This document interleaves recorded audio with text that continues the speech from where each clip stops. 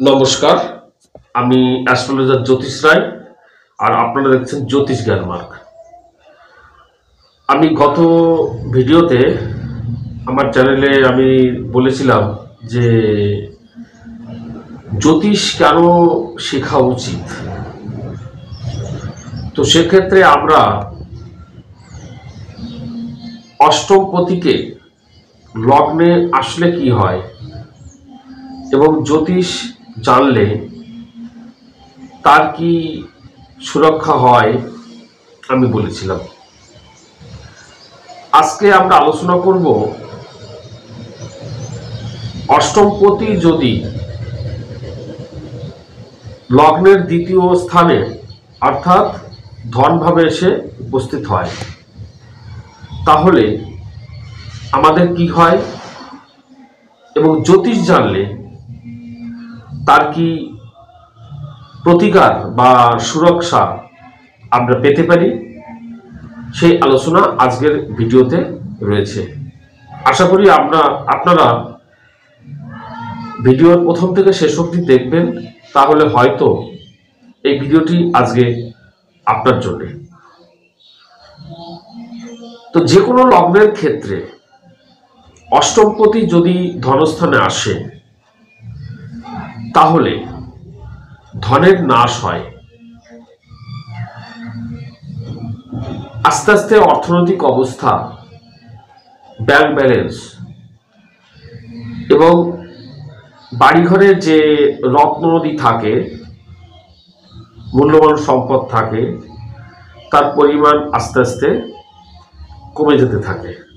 জাতক অর্থনৈতিক দুরবস্থায় ভুগতে থাকে, কোনোভাবে বুঝতেই পারেন না যে এতটা মেহনতি করার পরেও কি করে তাদের অর্থনৈতিক অবস্থা খারাপের দিকে যেতে থাকে। তো অ্যাকচুয়ালি অষ্টম ভাব হচ্ছে নাশ ভাব। তো অষ্টম ভাবের মধ্যে যে নাশ ভাবটা রয়েছে, অষ্টম পতির মধ্যে সেই নাশ ভাব বিরাজ করে। অষ্টমপতি যে ভাবের মধ্যে গিয়ে বসে সেই ভাবের নাশ করে। সুতরাং অষ্টমপতি যদি ধনস্থানে যায়, আমরা অর্থনৈতিক দুরবস্থা জাতকের জীবনে ঘটে থাকে এবং পিতৃকুলের যে অর্থনৈতিক অবস্থা ছিল জাতকের জীবনে, সেই অর্থনৈতিক অবস্থার লেভেলটা, পর্যায়টা ধীরে ধীরে যেন কমতে থাকে। শুধু তাই নয়, আমরা দ্বিতীয় ভাব থেকে পরিবার বিচার করি। জাতকের পরিবার জাতকের থেকে যেন দূরে সরে যেতে থাকে, পরিবারের লোকেদের সঙ্গে জাতকের সম্পর্ক মধুর হয়ে ওঠে না। বিবাহিত জীবনেও কিন্তু প্রবলেম ক্রিয়েট করে এই অষ্টমপতি যদি দ্বিতীয় স্থানে থাকে। তবে অষ্টমপতি যদি দ্বিতীয় স্থানে থাকে তাহলে জাতকের কথা বলার মধ্যে সরলতা কখনো থাকে না। স্বাস্থ্যের পক্ষে হানিকারক হয় জাতকের, কেননা দ্বিতীয় স্থান হচ্ছে মুখমণ্ডল খাবার। অষ্টমপতি যদি দ্বিতীয় স্থানে আসে, জাতকের খাবার সম্পর্কে সমস্যা থেকে থাকে। হয়তো খাবার যতই খাক না কেন জাতকের শরীর স্বাস্থ্য যেন ভেঙে যেতে থাকে। মুখশ্রী কখনো কোমল এবং রূপ সৌন্দর্যে ভরপুর হয়ে ওঠে না। কোথা থেকে যেন একটা দুশ্চিন্তার ছাপ মুখের মধ্যে এসে পড়ে।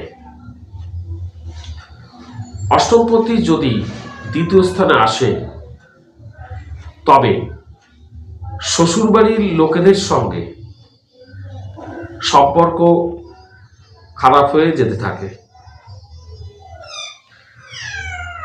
তো বিষয়টা হচ্ছে যে এইটা যে কোনো লগ্নের ক্ষেত্রে কিন্তু সম্ভব। এই প্রবলেম বা সমস্যাগুলো ছাড়াও বিভিন্ন লগ্নের ক্ষেত্রে আরো কিছু বৈচিত্র্যতা বা সমস্যা আমরা দেখতে পারি যদি অষ্টমপতি দ্বিতীয় স্থানে আসে। তো আমি সেটি আলোচনা করব। তবে বিভিন্ন লগ্নে যাওয়ার আগে যদি আপনি জ্যোতিষ শেখেন, জ্যোতিষের জ্ঞান অর্জন করেন, তাহলে এই সমস্যাগুলো আপনার আস্তে আস্তে কমতে শুরু করবে। অনেকে আমার কথার বিরোধিতা করতে পারেন, যারা বীমাকরণের সঙ্গে জড়িয়ে রয়েছেন, যারা চার্টার্ড অ্যাকাউন্টের কাজ করেন, যারা টেকনোলজির কাজ করেন, ইঞ্জিনিয়ার বা যে কোনো টেকনিকমূলক কোনো কর্ম করে থাকেন, তাদের ক্ষেত্রে অষ্টমপতি দ্বিতীয় স্থানে ধনকারক হয়ে দাঁড়ায়। আমার যে বক্তব্য সেটি হচ্ছে, অষ্টম থেকে শুধু তো জ্যোতিষ আলোচনা করা হয় তা নয়, যারা অষ্টমের কাজ করেন তাদের ধন বৃদ্ধি করবে এই অষ্টমপতি, এটা তো অবশ্যম্ভাবী। কিন্তু যারা ধন ভাব পীড়িত হয়েছে, পরিবারের সঙ্গে সম্পর্ক ভালো হচ্ছে না, অথচ অষ্টমপতি দ্বিতীয় স্থানে লগ্ন সাপেক্ষে, তাদের ক্ষেত্রে কি করণীয়? হাতে বেড়াবেন অর্থ উপার্জনের জন্য, কোনো কিছুতেই রেমেডি হচ্ছে না। তো আপনি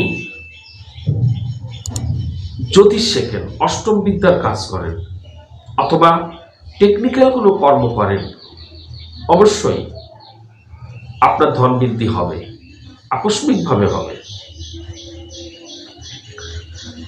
এবার আসি বিভিন্ন লগ্নের ক্ষেত্রে আমরা এই লক্ষণগুলি ছাড়াও আরো কি ধরনের স্বতন্ত্রমূলক পরিস্থিতি আমরা দেখতে পারি। মেষ লগ্নের কথা বলি। মেষ লগ্নের অষ্টমপতি মঙ্গল নিজেই।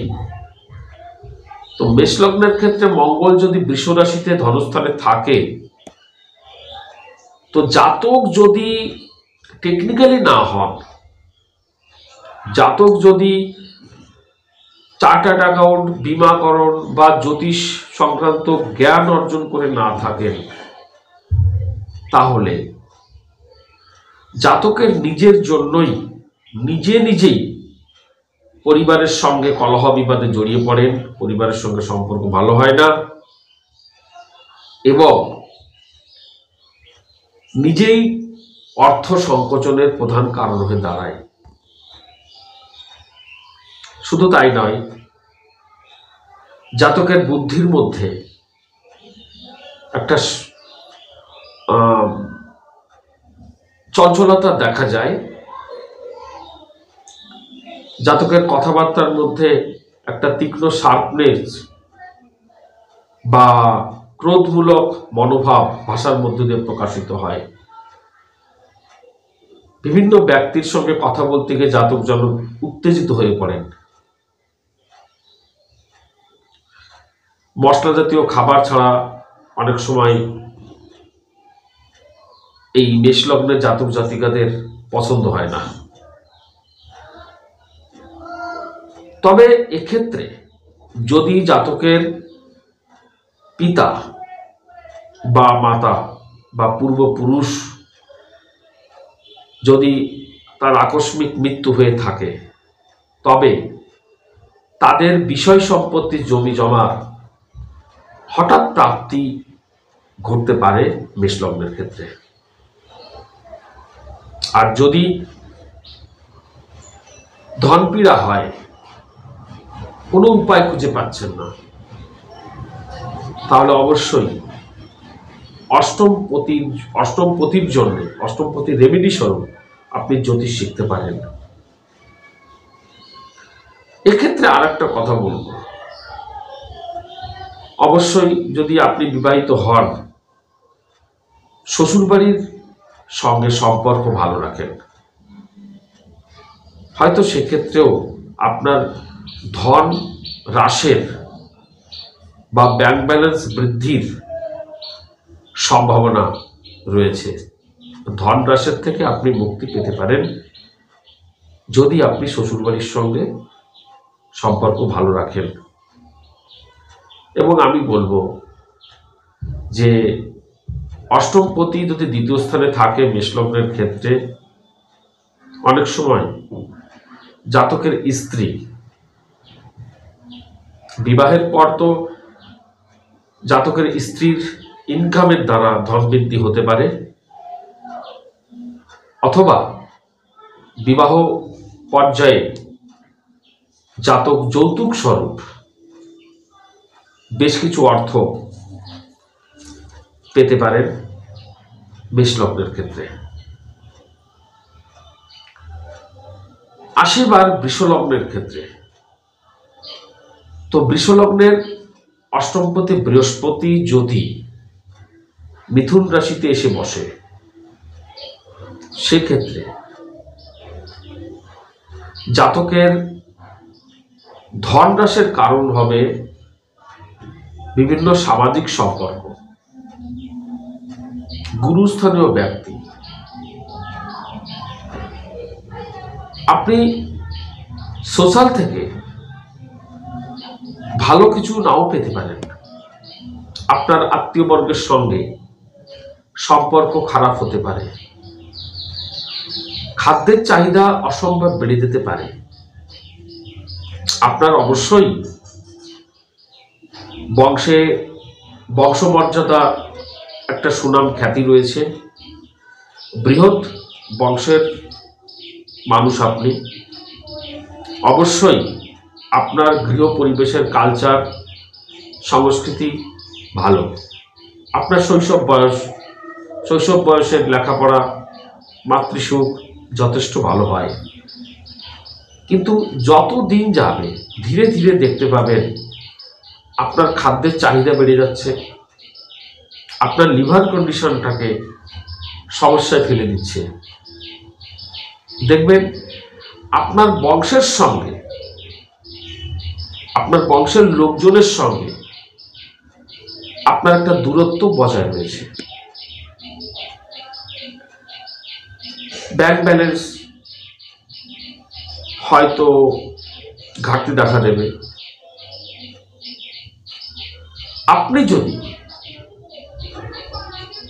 আপনি যদি প্রযুক্তিবিদ্যার মানুষ না হন, তাহলে এই ঘটনাগুলি কিন্তু ঘটতে থাকবে। যদি আপনি জ্যোতিষ শেখেন, তাহলে এই সমস্যা অচিরেই ধীরে ধীরে মুক্তি পেতে থাকবে। এবং আমি বলবো যে আপনি জ্যোতিষ শেখেন, জ্যোতিষের জ্ঞান অর্জন করেন, বৃহস্পতি আপনার উপর সদয় হবেন। চলে আসি মিথুন লগ্নের ক্ষেত্রে। মিথুন লগ্নের ক্ষেত্রে অষ্টমপতি শনি যদি কর্কট রাশিতে এসে অবস্থান করেন, তাহলে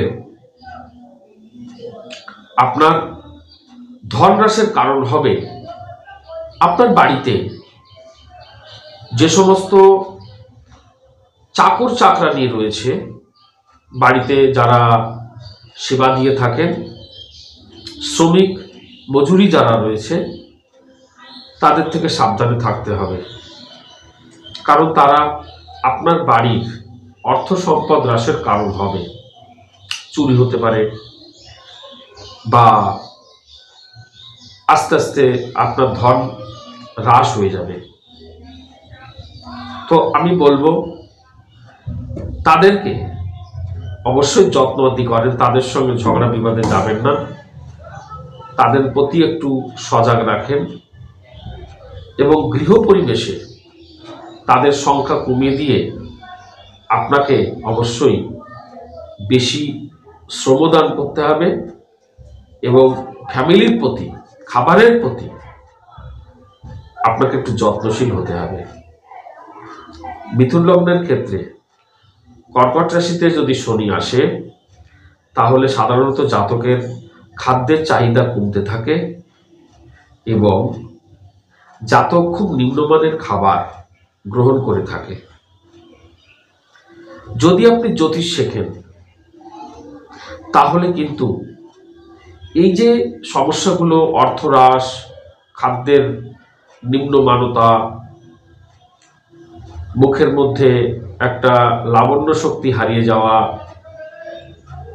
বয়স্ক বয়স্ক মনে হবে, তো এই সমস্যাগুলো অচিরেই আস্তে আস্তে কমতে শুরু করবে।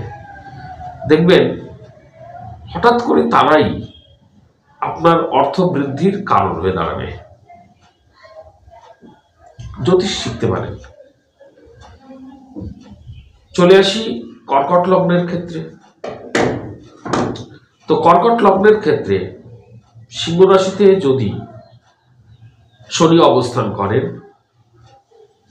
তাহলে অনুরূপ ফল পাওয়া যাবে যেটি আমি মিথুন লগ্নের ক্ষেত্রে বলেছি। সিংহ লগ্নের ক্ষেত্রে অষ্টমপতি বৃহস্পতি যদি কন্যা রাশিতে অবস্থান করেন, তাহলে কিন্তু আপনার পরিবার অবশ্যই বড় পরিবার হবে। আমি বৃষ লগ্নের ক্ষেত্রে যা যা বলেছি, অনুরূপ ঘটনা এখানে ঘটতে থাকবে। চলে আসি কন্যা লগ্নের ক্ষেত্রে। কন্যা লগ্নের জাতক জাতিকাদের অষ্টমপতি হচ্ছে মঙ্গল। তুলা রাশিতে যদি মঙ্গল অবস্থান করেন, তাহলে আপনার ধন হ্রাসের কারণ হবে আপনার মধ্যে যে রাগ রয়েছে না, যে তেজ রয়েছে, সেটি উগ্র মেজাজ। আপনি পরিবারের উপর উগ্র মেজাজ দিচ্ছেন, আপনি মশলাদার খাবার ছাড়া খেতে চাইছেন না, ফলত আপনার কথাবার্তার মধ্যে একটা উত্তেজিত ভাব লক্ষ্য করা যায়।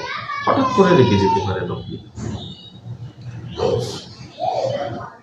তো এগুলো পরিবারের সঙ্গে একটা সম্পর্ক খারাপ হওয়ার একটা লক্ষণ মাত্র। তো এগুলো করছে অষ্টমপতি।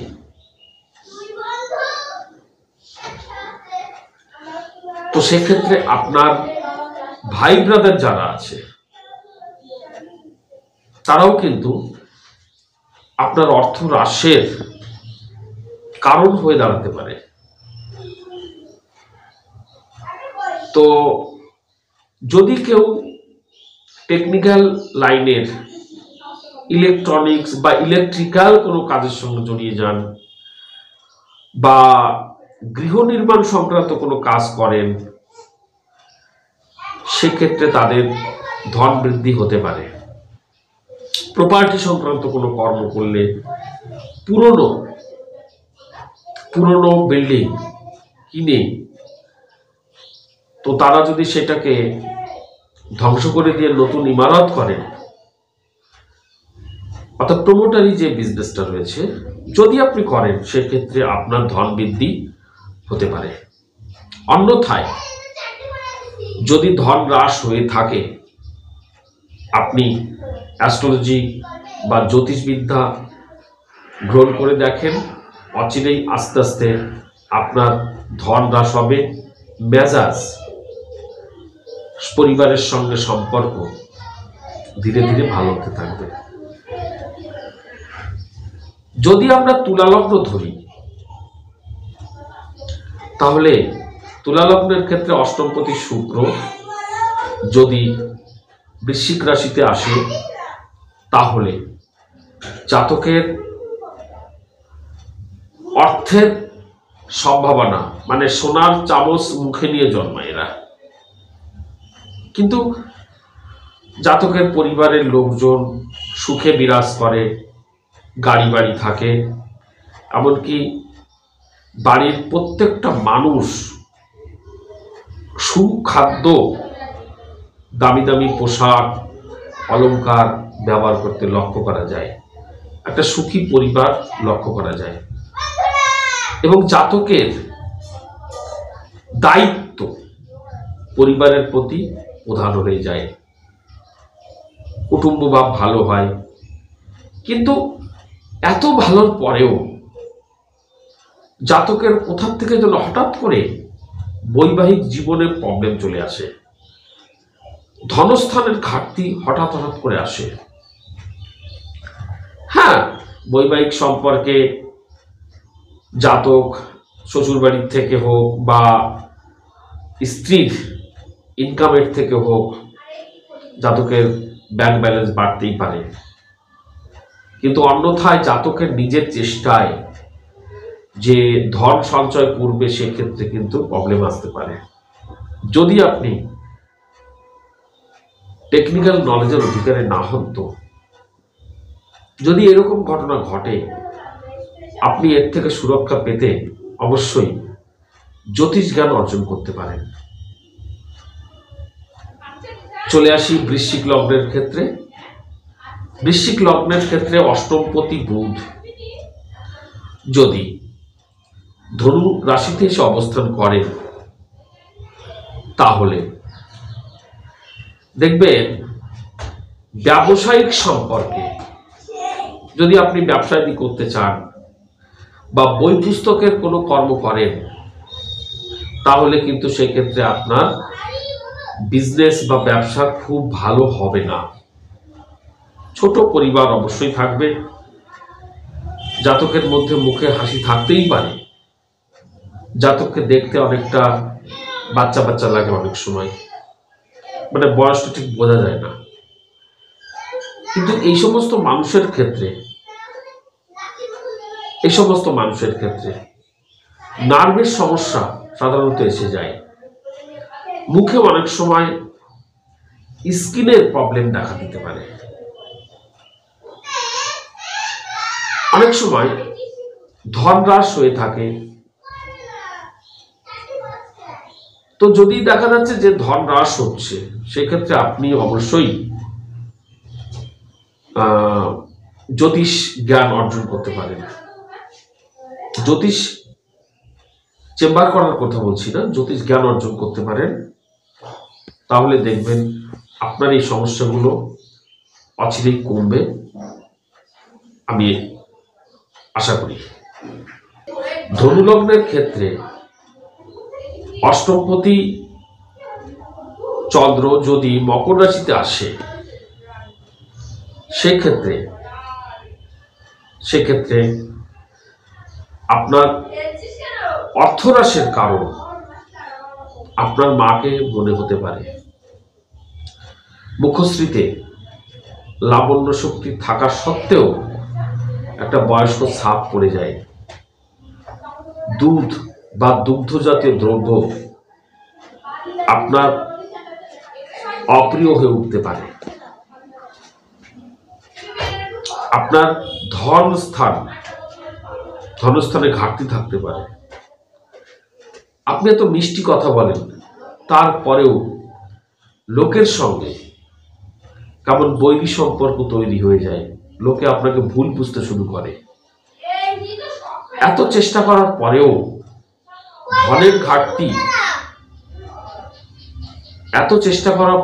ধনের ঘাটতি যেন কমতে থাকে, বাড়তে পারে না। যতদিন যায় ততদিনও কমতে থাকে। আপনার যাবতীয় পরিকল্পনা ব্যর্থ হতে থাকে। একবার একটু চেষ্টা করে দেখুন না। যদি জ্যোতিষ শেখেন, আমি বলছি আপনার জ্যোতিষ থেকেই আপনার ধন অর্জনের কিন্তু একটা বড় উপায় হয়ে যাবে। আপনি নিশ্চিন্তে শিখতে পারেন, একটু শিখে দেখেন। মকর লগ্নের ক্ষেত্রে অষ্টমপতি রবি রবি যদি কুম্ভ রাশিতে আসে তাহলে আপনার ধন হ্রাসের প্রধান কারণ হবে ঊর্ধ্বতন কর্তৃপক্ষ। আপনার পিতার কাছ থেকে আপনি খুব বেশি সহযোগিতা পাবেন না। পরিবারের সঙ্গে সম্পর্ক হয়তো খারাপ হতে পারে। পরিবারের প্রধান দায়িত্ব আপনি নিতে চান, কিন্তু তবুও কোথার থেকে যেন আপনার বৈবাহিক জীবনেও প্রবলেম চলে আসে। অবশ্যই শ্বশুরবাড়ির লোকজনের সঙ্গে আপনার সম্পর্ক কিন্তু খুব ভালো হতে চাইবে না। আপনি সরকারি সাহায্য পেতে নাও পারেন। সরকারি মামলায় অনেক সময় এই সমস্ত জাতক জাতিকারা পড়ে যায়। তো আপনি জ্যোতিষ